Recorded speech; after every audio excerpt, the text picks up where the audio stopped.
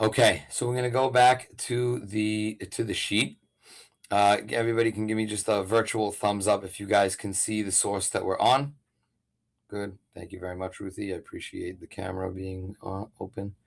Okay, so we're up to source 10 of Hazon Avadia, from Hazon Avadia. So this is going to be just a continuation of the sources that we did. It is a continuation of the class that we had last week, and we're going to be going through different cases. Now, this is where we're going to really go rapid fire, and we're going to now, based on what we said about having different types of, let's say, smoothie, different types of items.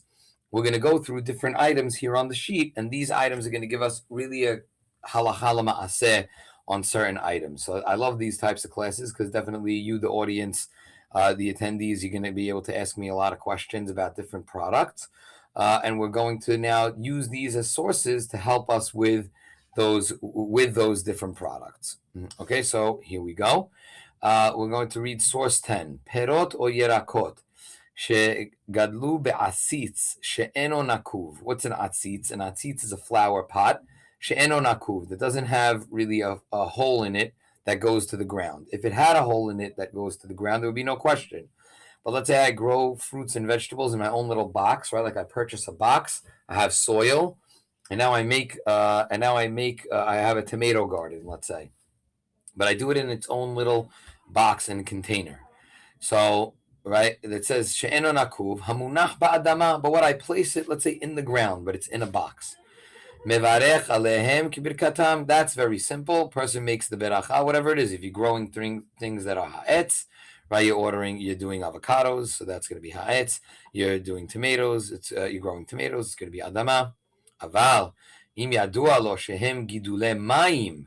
Let's say a person does, let's say, hydro growing, right? Which means that you grow it just in water. Mevarech alehem shehakol. The beracha is shehakol nihya b'dvaros. That's important. There are certain, I believe that there was, I'm not sure if, I think the brand was called Ale Katif, that you can grow them in, let's say, like you grow them in a greenhouse and you're just growing them in water, and it was leafy vegetables that were grown in water. If you know that something is grown exclusively in water, so then there is no beracha of adama. That's actually going to be shehakol.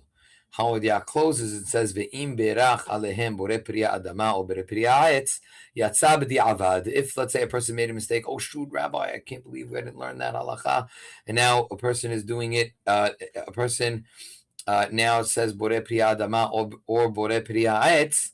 Then in those cases, the person is still fulfills their obligation b'di'avad. What's the logic? The logic is it actually has to come from the ground. Water and growing it in, let's say, in a greenhouse, just being able to grow it in water is not necessarily considered from the ground. So there are some products that are like that. I think the one that I know is Ale Katif. Again, as technology increases, these cases become more prevalent. Okay, anybody have a question on that? Anybody have a question on that halacha? Can I answer? Yeah. So I remember learning, I forgot which comes first, but I remember learning that, like, if you don't remember beracha on something that could be ha'etz or adama, make sure you say adama or something. So we're gonna talk about that. But yes, meaning in case I'm not sure, if let's say I have a safek adama and ha'etz, trees also grow from the ground, so you should say adama. Good. Okay. Perfect. Anybody else with a question on that source? Okay, seems. Wait, I just had one question. What do you grow with water? You said it in Hebrew, but I don't know what that means. Say it one more time, Helen. What do you grow with water? So you said it in Hebrew. So I think that there's it's Ale Katif is a brand that has they used to grow like lettuce or like romaine that you didn't have to check for bugs at all because it was never in soil. So it was considered like a very expensive item. I don't know if they still have it around. I'm not so sure. But they grow it in just, let's say, these little water baths in a greenhouse. So they're vegetables. They grow romaine. They grow some other types of lettuce. And then you could just say, so what the question is, what's the beracha? If they're growing it in a greenhouse with water, so what's the blessing? Good, Helen? I just want to make sure. Sorry, my phone wouldn't let me unmute. Yes, perfect. Yeah, Thank sure, you. we're good. Okay, good. No problem. Okay. Any other questions on this one, or we're good? Let's move on. Okay. All right, now source 11. Halav kokus. Nice, fun names, right? It's coconut milk. All right. How many of you guys like coconut milk? Not coconut water, coconut milk, right? Coconut milk is, right, halav kokus, birchato shehakol. The blessing on that milk is considered shehakol. So the question is why? If you remember, we spoke about there's something called ze'ah be'alma. The milk, quote unquote, that's in a coconut is just locked inside the hole that's in the fruit.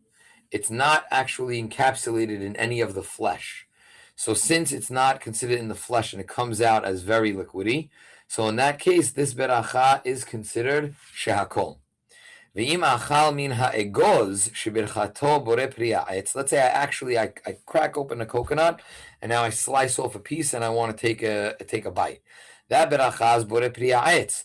Patar hamayim shebetocho. This is the Ben Ish Hai's hidush, and says that since the juice is never really locked in at all into the flesh, this is an example of something that you will say shehakol on.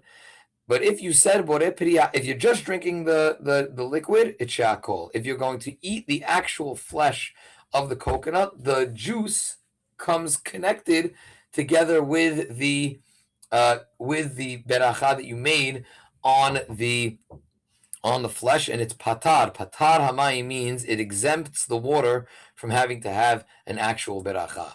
So this is just an interesting case, because in the case of the coconut, and there could be other cases that are like this, but this is the one that I have documented, is that if the juice is just something that is a residue that's inside, and it doesn't and it has a hollow, it comes inside the hollow hole, and it has nothing to do with the flesh of the fruit, then the beracha is going to be shehakol. I don't know of any other cases that are like this, but maybe you guys do.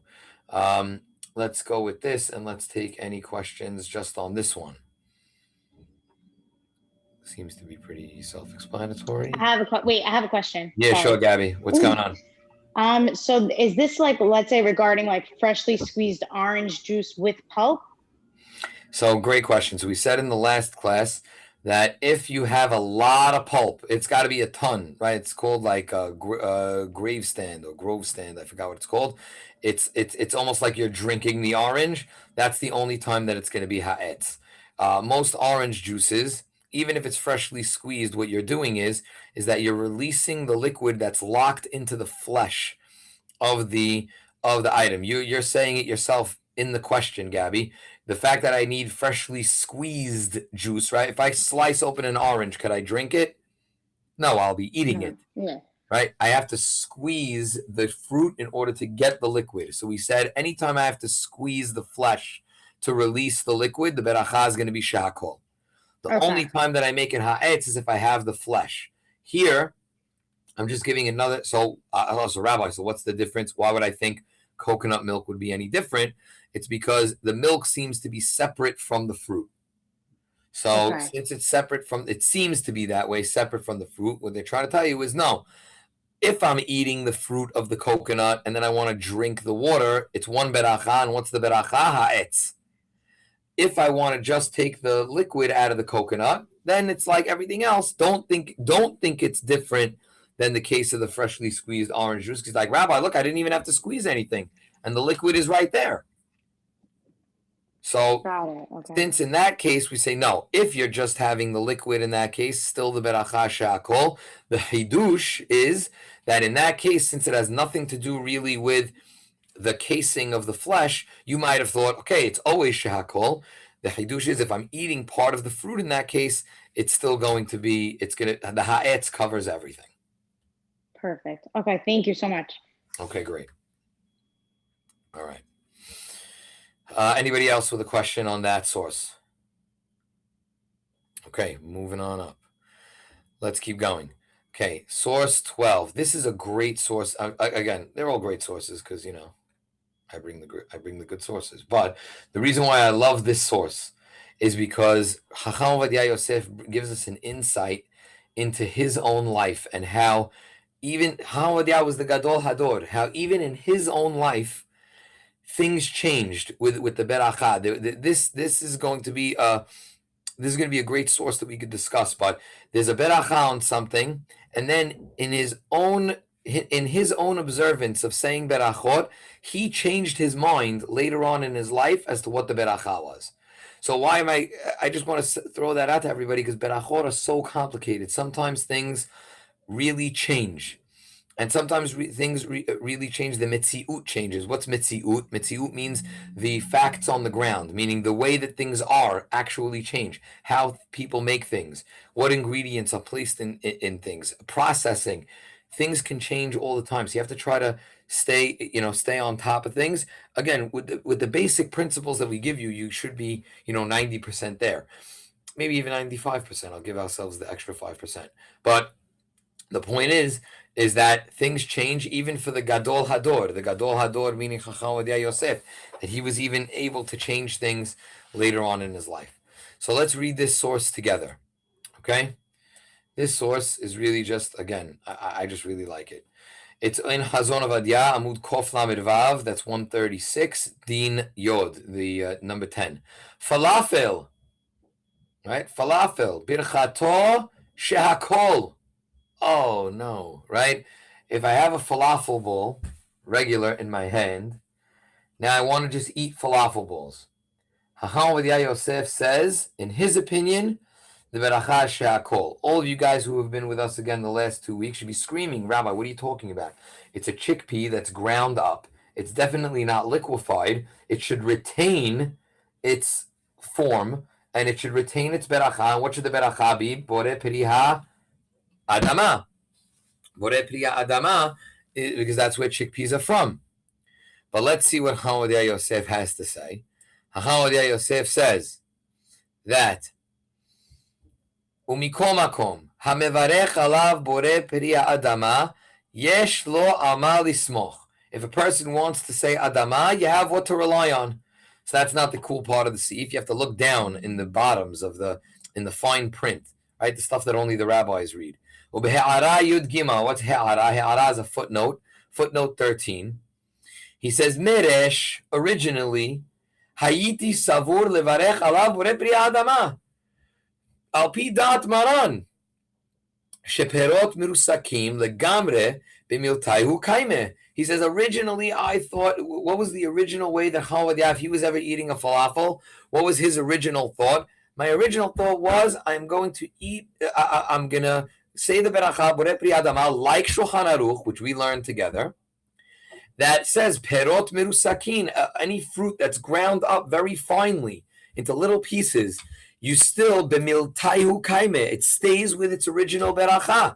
That's how we've been learning, right? Rabbi told me adama on a strawberry banana smoothie, so this should be the same thing.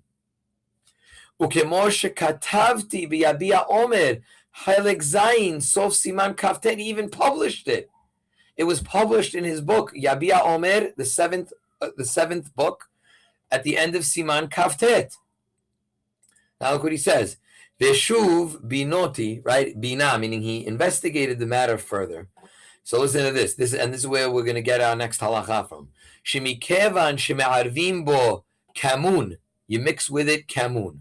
Ush'ar mine tevalin, and a ton of other spices. Ve'achar kach, and then afterwards metagnim oto, and then you fry it in oil. Ad shenishtane ta'amo, until the taste changes. Right? You have to sometimes tell people, guys, you know what a falafel is made out of? I don't know if you necessarily taste a hummus. I don't know if you taste chickpeas. You might. The texture, I think, is similar, but it changes the taste. Yesh levarech alav shehakol. Good. He says. Sorry, Rabbi. What about putting dressing on a salad? Isn't that also like, I don't know? So good. So excellent. So that's not changing the actual essence of the item, meaning you didn't fry the salad, right? You're combining two things together. And that's going to be our next topic when we make mixtures in berachot.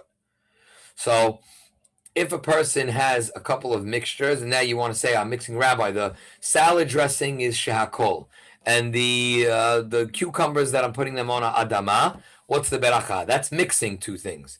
Here is, I took chickpeas and I turned them into a totally different item. So there's two hidushim that come from here. Addition of spices, adding something to the point where you totally change the taste. That could be one time when we would make up a shehakol. The more important thing here is it's both. It's combining other foods and then re-baking or re-frying it into something to change the status.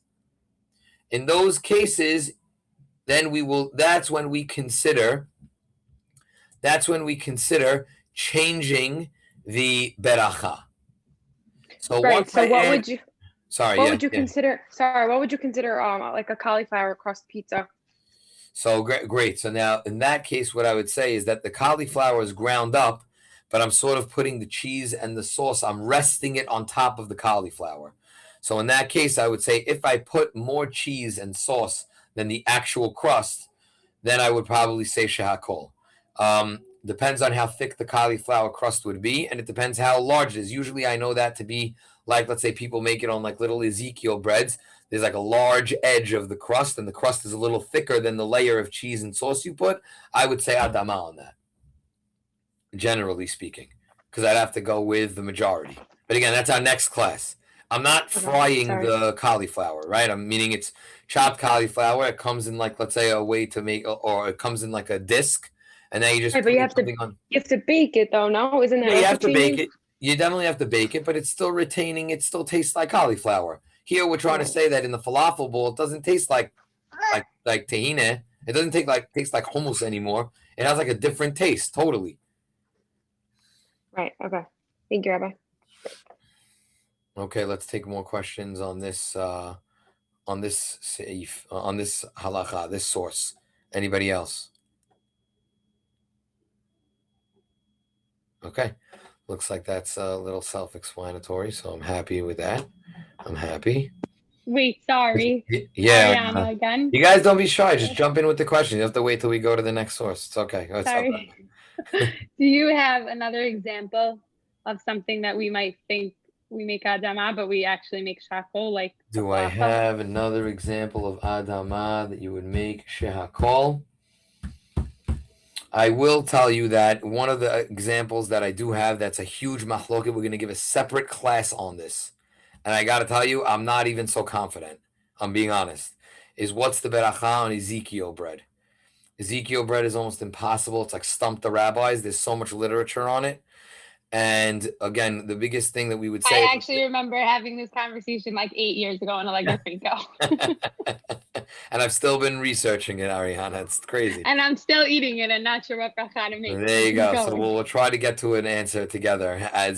But bottom line is, let's say that the Ezekiel bread, the hidush is that you're taking sprouted vegetables or sprouted grain, which should be the beracha, should just be adama.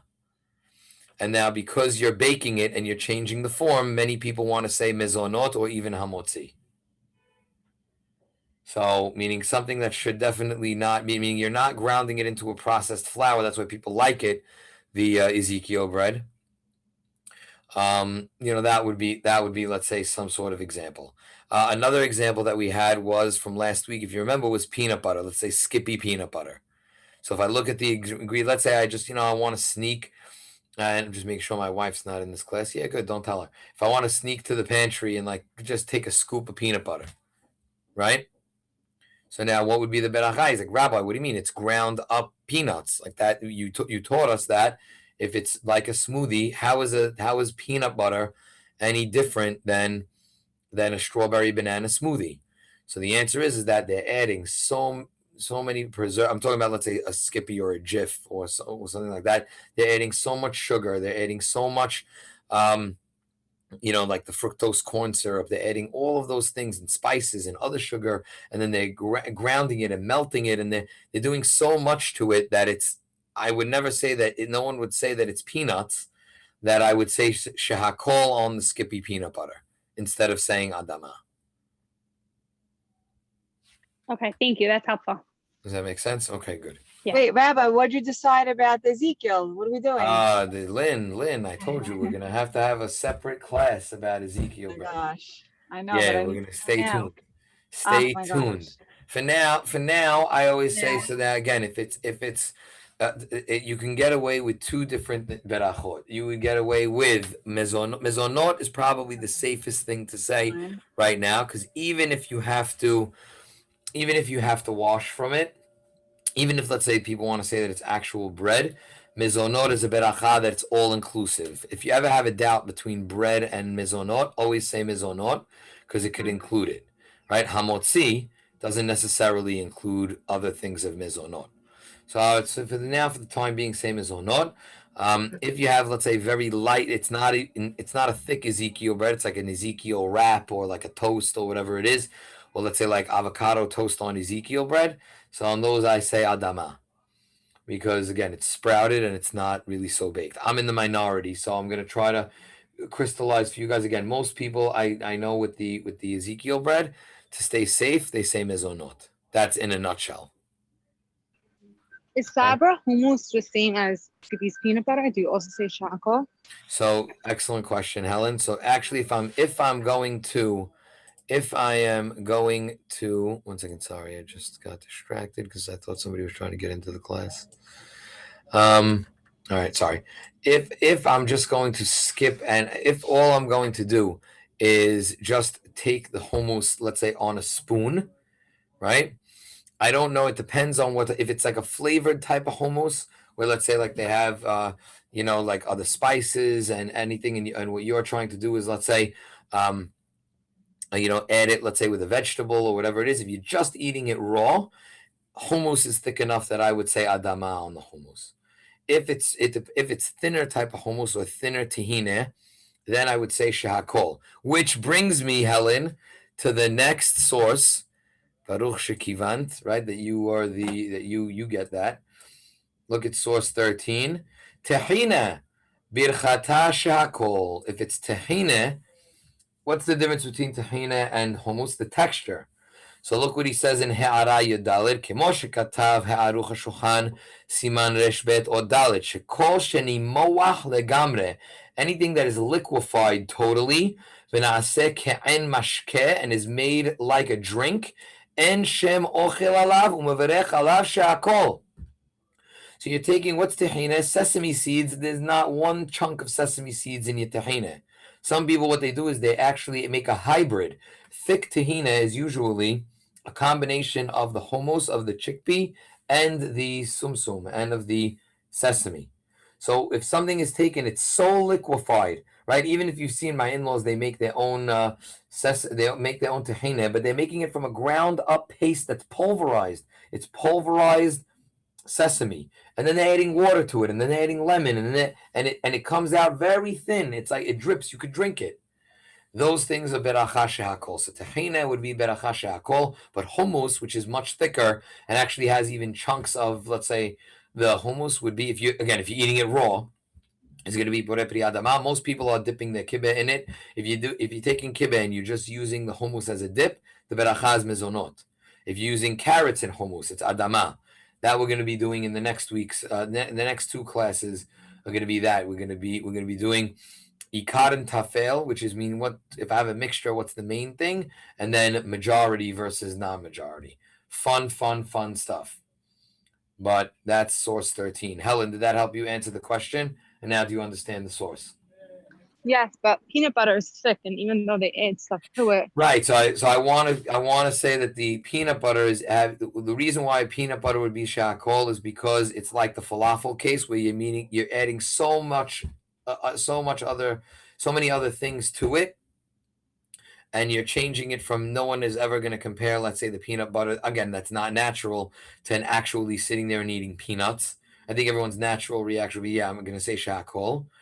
And whereas the tahina case would be this, and the reason why tahina is also being shakol is because it's really liquefied.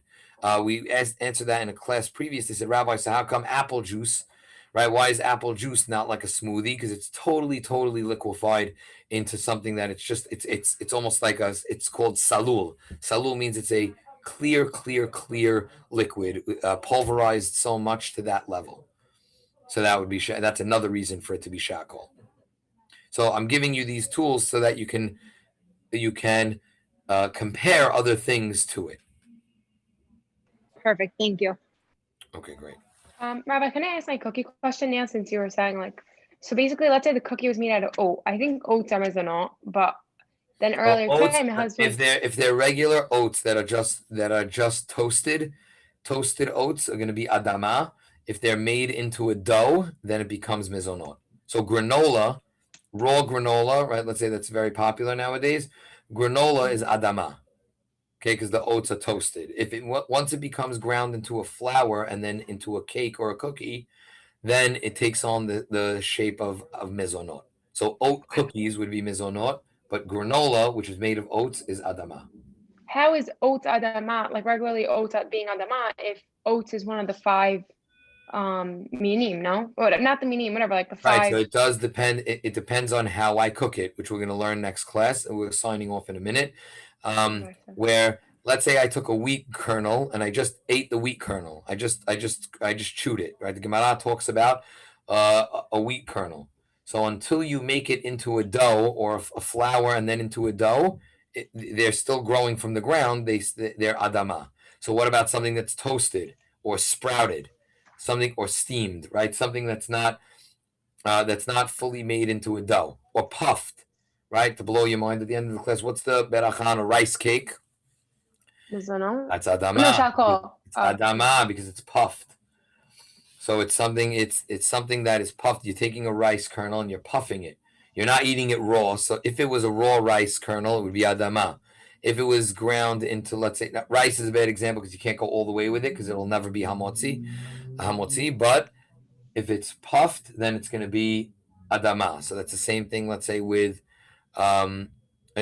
sort of the same thing with oats. Once it comes out of the ground and you're not actually baking it, and you're not turning it into a dough, it's going to stay as adama. So we're saying, so raw granola is only, or healthy granola is adama. So, but once you make it into a cake or a cookie, then the oats are going to be mezonot. That's going to become clear in the next few classes as well. I don't want to confuse things, but I just want to know from everybody, is this class clear? We're ending this topic. Then we're going to go into the other topic of, like, sort of what Ruthie was saying. What are the berachot of, let's say, things that are mixtures, and again, certain little known foods. Hi, Rabbi. I have a question. Yes, Sandy. It's actually Lisa. Oh, it's Lisa and Sandy. What's up, guy? Hi, Lisa. But we bake granola sometimes. So if it's like my mom makes, let's say, baked granola with chocolate chips and other things, like it's once it goes in the oven, doesn't make it. No, because that I'm gonna say is toasted. It's not baked into a dough. That's what I mean when I say baked. Okay. Very red. None of the healthy granolas that you're having are just like you took the oat out of the ground and you threw it in a bag. They did something to it. Right. So in that case, it's still going to be adama if it's just that. But if it's added, like I'll give you an example. A Nature Valley granola bar has tons of other mezonot stuff in it and sugar and all that stuff. That's not a natural thing. They're using oats, but it's not a healthy granola bar. That's going to be mezonot because there are a lot of other additions in it. So you're saying mezonot on that because of other things that are added. But let's say Trader Joe's raw granola, which may have been toasted with something, is going to be adama. Mm-hmm. Now it depends what else you're adding to your granola, though, Lisa. Like that's why, meaning some people put granola, but they put almonds in it, and they put cashews in it, and they put other things in it. You know, so each thing is going to have to be based on the mixture. Got it. So it is definitely tough. If it wasn't for COVID and we were all together, then we'd say, everybody bring in your stuff. We'd have a nice little luncheon. We'll say, like, everybody bring in your best treats, and the rabbi will tell you what the beracha is. Hadid. Thank you, Rabbi. Oh, Rabbi, I also have I have a question for Okay, you. last one, because I promised people no more than 35 minutes. So let this be the last question, and then I will, to answer some people, I will answer questions in the chat if you would like. So I'll try to do it that way, okay? But not if it's going to give away a class. Sandy, come on. I just want to know how long, when you say beracha, like it carries over for, like how long are you covered for that beracha? Okay, so that's also another one of the classes that I was planning, if that's okay. Okay. Bottom Yeah. line is you have to have in mind that you're either until you say another beracha harona, or until you change your location, which is either like go to the bathroom or leave the building. Okay. Okay, but if you have in mind, let's say you bought in Starbucks, you said shakol, and you're going from Starbucks into your car, back into your house, as long as when you said the beracha and you had in mind, and it's the same cup of coffee, and you didn't say any beracha harona, which you may not need, which we'll also do, then you can live on that same beracha. Yeah, but what about like a mom? I don't know if that changes it. If your mom is always going from room to room, taking care of kids, and sometimes her beracha Within the same house is fine, as long as you have in mind that that's what you're doing. But the only exception would be the bathroom. Okay. So if you're going once, and you ever hear that? No food in the bathroom, it becomes unkosher. I don't know where that came from. I mean, meaning you're not supposed to bring food in the bathroom. So once you go into the bathroom, it automatically shows that now you have what's called a heseh hadat. That now you've removed your mind from that item, and you need a new beracha. Okay. Thank you. Thanks so much. All right, ladies, sorry to cut it short. I just want to make sure that we keep it under a certain time. But thanks again for coming. Really spread the word. And Thank you, Rabbi. You're welcome. Thank you, Rabbi. We'll see you guys. Thanks, Gabby. Take care. We'll see everybody next week. Thank you. Bezrat Hashem.